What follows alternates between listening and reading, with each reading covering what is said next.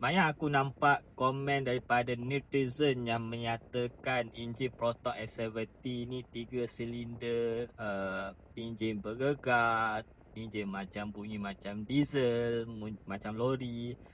Ni pendapat aku sendiri dah own lebih kurang 3 minggu nak dekat sebulan.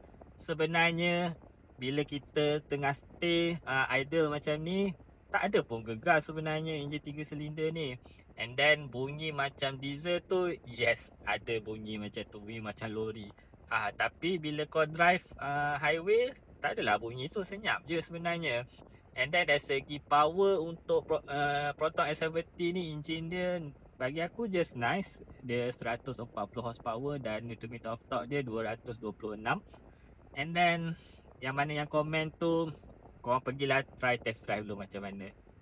Baru korang boleh tahu sedap ke tak Proton S70 ni, walaupun enjin dia 3 silinder.